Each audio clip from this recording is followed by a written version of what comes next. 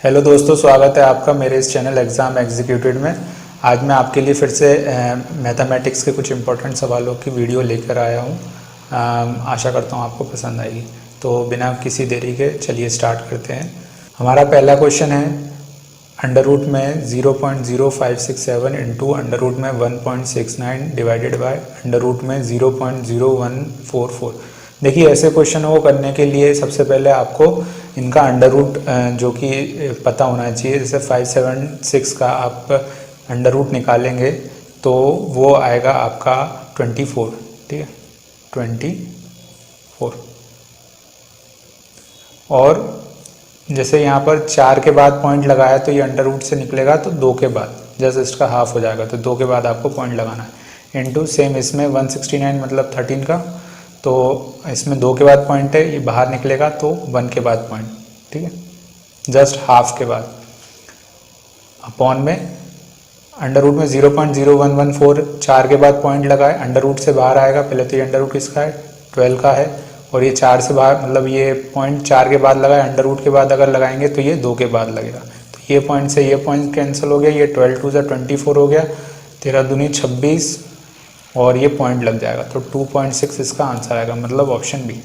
कुछ नहीं करना है, बस इतना सा ही ध्यान रखना है कि जब भी अंडर रूट से बाहर निकलेगा ये, तो अगर 4 के बाद पॉइंट लगा है तो निकलने के बाद 2 के बाद पॉइंट लगेगा। अगर ये 6 के बाद लगा होता तो निकलने के बाद 3 के बाद पॉइंट लगता है। ठीक है, और इसमें ज़्यादा कुछ है नहीं। अगला क्वेश्चन देखते हैं।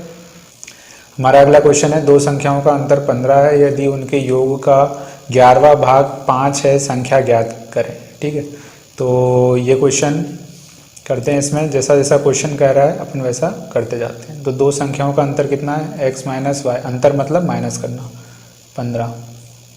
यदि उनके योग का, यदि इन्हीं संख्याओं के योग का 11वां भाग, ठीक है, 12वां मतलब 11वां भाग है तो जितना भी भाग है उससे डिवाइड कर दिया, कितना हो जाए, 5 हो जाए। तो इसको अगर फर्दर सॉल्व करेंगे तो x plus Y is equal to ये हो जाएगा 55, और ये x माइनस वाई हमको 15 दे रखा है। तो जब भी आपको दो संख्या निकालनी मतलब x और y, तो दो मेथड होती है, एक एलिमिनेशन होती है, ये इससे कट जाएगा, या फिर इसकी एक और अल्टरनेट मेथड होती है, वो मैं आपको बता देता हूँ। अगर आपको इसमें बड़ी वैल्यू चाहिए, बड़ी वैल्यू चाहिए, या फिर x वैल्यू चाहिए, बड़ी वैल्यू चाहिए, तो बड़ी वैल्यू चाहने के लिए आपको क्या करना पड़ेगा, इन दोनों को प्लस करके 2 से डिवाइड। तो 15 प्लस 55 का मैं प्लस करता हूँ, 5 और 5 10, 70 डिवाइडेड बाय हो जाएगा यहाँ पर 2, तो ये हो जाएगा आपका 35। ये एक संख्या आ गई। अगर सेम आपको y निकालनी है, या छोटी जो स्मॉल संख्या है y, तो उसके लिए आपको 55 में से माइनस करना पड़ेगा 15 डिवाइडेड बाय 2, तो ये आ जाएगा आपका 40, और ये डिवाइडेड बाय 2 करेंगे तो ये आ जाएगा आपका 20। तो ये आ जाएगा आपका ऑप्शन ए। समझ में आया? तो जब भी आपको दो संख्याएं निकालनी हो और एक संख्या x माइनस वाई दे रखी हो और एक इक्वेशन आपको x प्लस वाई दे रखी हो, तो आप ऐसे निकाल सकते हैं। दोनों को प्लस करके डिवाइडेड बाय 2 करेंगे तो बड़ी संख्या निकलेगी या x निकलेगा, और दोनों को माइनस करके 2 से डिवाइड करेंगे तो छोटी संख्या या y निकलेगी। समझ में आया क्वेश्चन? अगला क्वेश्चन देखते हैं। हमारा अगला क्वेश्चन है, 162 में से किसी छोटी सी छोटी संख्याओं का गुणा करें कि प्राप्त गुणनफल पूर्ण वर्ग बन जाए। क्वेश्चन क्या बोल रहा है कि 162 एक संख्या है जिसमें छोटी सी छोटी संख्या का कुछ ऐसा गुणा करें, मतलब एक छोटी सी छोटी संख्या कोई ऐसी हो जिसको इसमें गुणा करें तो जो गुणनफल है वो पूर्ण वर्ग बन जाए। मतलब जो आंसर आएगा वो हमारा स्क्वायर का, स्क्वायर जो पूर्ण स्क्वायर होता है, स्क्वायर वो होना चाहिए। तो सबसे पहले इसमें कुछ नहीं करना, डायरेक्ट आपको 162 का एलसीएम ले लेना है। ठीक है, तो 2 8 जा 16, 2 1 जा 2, और ये आ जाएगा आपका 3 से कट जाएगा ये, 3 2 जा 6, 3 7 जा 21, 3 9 जा 27, 3 3 जा 9 और 3 1 जा 3। अब इसमें पेयर बना लीजिए आप, ये 3 का एक पेयर बन गया, ये 3 का दूसरा पेयर बन। अब 2 के लिए कोई पेयर नहीं है, अगर यहाँ पेयर होता तो ये पूर्ण वर्ग बन जाता या परफेक्ट स्क्वायर बन जाता, तो यहाँ नहीं है, तो मतलब आपको ये 2 का मल्टीप्लाई करना पड़ेगा। तो वो छोटी से छोटी संख्या कौन सी होगी, 2। समझ में आया आपको ये क्वेश्चन? अगला क्वेश्चन देखते हैं। हमारा अगला क्वेश्चन है, एक संख्या में से 600 के 75% का 2/3 घटाने पर प्राप्त संख्या 320 है, तो मूल संख्या कितनी होगी। कोई दिक्कत नहीं है इस क्वेश्चन में, आपको जैसा क्वेश्चन बोला है आपको सिर्फ वैसा करते जाना। एक संख्या है हमको जो पता नहीं, हमने x मान लिया है, उसका 600 का 75% परसेंट हटेगा, नीचे 100 लगेगा, का 2/3 घटाने पर, देखिए यहाँ पर घटाना है तो यहाँ पर ये मल्टीप्लाई नहीं आएगा, यहाँ पर माइनस आएगा। एक संख्या में से 600 के 75% का 2/3 घटाने पर, 600 के 75% के 2/3 घटाने पर कितना आ जाए, हमको मिल जाए 320। कुछ नहीं करना है, ये 25 से कट जाएगा, ये 3 बार, ये 4 बार, ये 3 से 3 कैंसिल, ये 2 से 2 कैंसिल, ये 2 3 जा 6, ये माइनस की टर्म थी उधर जाके प्लस में हो जाएगी, तो ये हो जाएगा 300, तो ये आ जाएगा आपका 620, मतलब आंसर बी। ठीक है, समझ में आया क्वेश्चन। हमारा अगला क्वेश्चन है सिंप्लीफिकेशन से। देखिए आपको ऐसे वाले क्वेश्चन बहुत एग्जाम में दिख जाते हैं, इनको सॉल्व करने की ट्रिक है, जितने भी आगे 1 1 1 लिखे हैं इनको आपको अलग से लिखना है, बाकी के जो टर्म्स है उनको आपको अलग से लिखना है, बीच में प्लस लगा देना है। कैसे, ये 1 प्लस 1 1 1 1 प्लस 4 बार 1, यहाँ पर ये प्लस लगा के ब्रैकेट में 1/2 प्लस 1/2 प्लस 1/2 एंड प्लस 1/2। ठीक है, इन सबको एलसीएम लेके करेंगे तो ये आ जाएगा आपका 2, ये आ जाएगा 4, ये प्लस इन सबको करेंगे तो आ जाएगा 1 2 3 4, जोड़ देना है इनको, तो ये आ जाएगा 2 2 जा 4, 1 2 3 4 प्लस 2, तो ये हो जाएगा 1 2 3 6। आपका आंसर आएगा इसका यही। समझ में आया, कुछ नहीं करना था, बस इसको इसमें सिर्फ इतना याद रखना है कि जो आगे वाली टर्म्स है उनको अलग लिखना है, और जो इधर वाली टर्म्स है उनको अलग लिख के प्लस कर देना है। ठीक है, तो आंसर आ जाएगा। अगला क्वेश्चन देखते हैं। ये हमारा समय और दूरी का क्वेश्चन है, तो क्वेश्चन पढ़ लेते हैं। स्कूटी पर सवार एक व्यक्ति 5 मीटर प्रति सेकंड की चाल से 3 घंटे 20 मिनट में कितने किलोमीटर दूरी तय करेगा।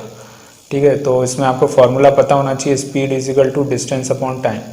ठीक है, चाल इज इक्वल टू दूरी बटा समय, ये वाला फॉर्मूला आपको पता होना चाहिए। ठीक है, तो अभी इसमें कितने 5 मीटर वो चला है, तो देखिए ये मीटर में, ये प्रति घंटे में, तो किसी एक को आपको या तो इसको मीटर में या मीटर पर सेकंड में चेंज कर ली, मतलब इसको सेकंड में चेंज कर लीजिए, या फिर इसको किलोमीटर प्रति आवर में चेंज कर लीजिए। तो मैं जो ऊपर वाला है उसको चेंज कर लेता हूँ किलोमीटर में, तो ये आपको मीटर में दे रखा था, तो मैंने किलोमीटर में चेंज करने के लिए इसको 18/5 से मल्टीप्लाई करना पड़ेगा। अगर ये किलोमीटर में रहता हो तो इसको अगर मीटर में चेंज करना रहता तो 5/18 से मल्टीप्लाई करना रहता। तो अभी 18/5 से करूँगा तो 5 से 5 कैंसिल, तो ये आ जाएगा 18 किलोमीटर। ठीक है, और प्रति आवर स्पीड है ये। स्पीड जानने का तरीका, पर आवर में स्पीड रहती है, पर सेकंड में स्पीड रहती है, किलोमीटर पर आवर, किलोमीटर पर सेकंड, ये से किसी भी टर्म्स के पीछे लिखा हो तो वो स्पीड कहलाती है। और हमको टाइम दे रखा है कितना, 3 घंटे 20 मिनट, 3 घंटे 20 मिनट। अब ये मिनट को भी हमको आवर में चेंज करना है, हम 60 से डिवाइड कर देंगे, 2 1 जा 2, 2 3 जा 6, 3 इज इक्वल टू 1/3। इसको फर्दर सॉल्व करेंगे, 3 3 जा 9, 10/3 आएगा। ये आपका कितना, ये आपका क्या हो गया, ये आर, 10/3 आवर। अब स्पीड मिल गई, टाइम मिल गई, डिस्टेंस निकल आएगी। स्पीड को अगर टाइम से गुणा कर देंगे तो डिस्टेंस मिल जाएगी, 18 × 10/3, 3 6 जा 18, 60 आंसर आ जाएगा। जो 60, और ये काय में आएगा आपका किलोमीटर में, तो 60 किलोमीटर आंसर है आपका। आया समझ में। अगला क्वेश्चन देखते हैं।